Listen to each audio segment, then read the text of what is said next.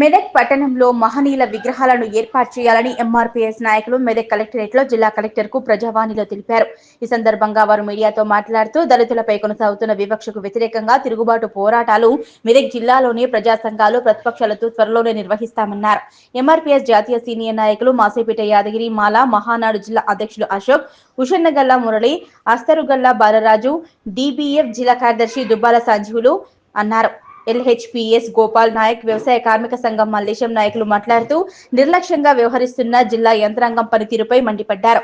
రాజ్యాంగ నిర్మాత బిఆర్ అంబేద్కర్ మహనీయుల భావాలను అవమానపరిచే విధంగా జిల్లాలో అణగారిన వర్గాల ప్రజలపై వివక్ష కొనసాగుతుందన్నారు.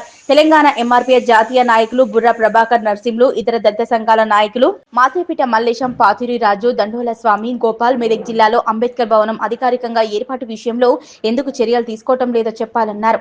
అన్ని కుల సంఘాల భవనాల మాదిగా సామాజిక న్యాయం పరంగా అంబేద్కర్ భవనం కూడా యథావిధిగా ఏర్పాటు చేయాలని స్పష్టం చేశారు. మెదక్ పట్టణంలోని రామదాస్ చౌరస్తా వద్ద 5 సంవత్సరాలుగా డాక్టర్ బిఆర్ అంబేద్కర్ విగ్రహం పునఃప్రతిష్ఠించాలని డిమాండ్ చేశారు. మెదక్ స్థానిక మున్సిపల్ ఆధ్వర్యంలో బిఆర్ అంబేద్కర్ విగ్రహాన్ని ప్రతిష్ఠించకుంటే జిల్లా వ్యాప్తంగా పోరాటాలు, ఉద్యమాలు చేస్తామన్నారు.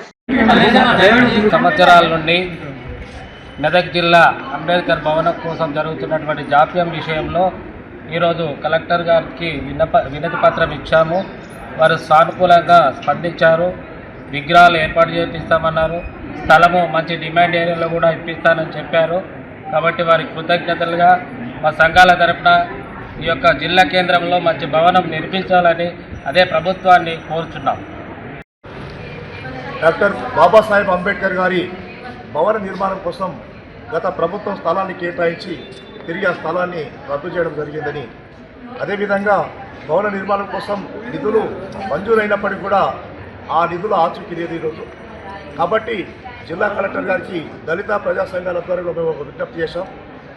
ఎందుకంటే జిల్లా కేంద్రంలో ఈ దేశానికి దిశాదశ నిర్దేశించిన వ్యక్తి రాజ్యాంగ నిర్మాత డాక్టర్ బాబాసాహెబ్ అంబేద్కర్ గారి పేరు మీద భవన నిర్మాణం చేపట్టాలి, స్థలాన్ని కేటాయించాలి, భవనాన్ని నిర్మాణం చేయాలని చెప్పేసి మేము డిమాండ్ చేయడం జరిగింది. అదేవిధంగా అభివృద్ధి పేరు మీద జిల్లా కేంద్రంలో తొలగించినటువంటి మహనీయుల విగ్రహాలను వెంటనే పునఃప్రతిష్ఠించాలని చెప్పేసి మేము కోరడం జరిగింది.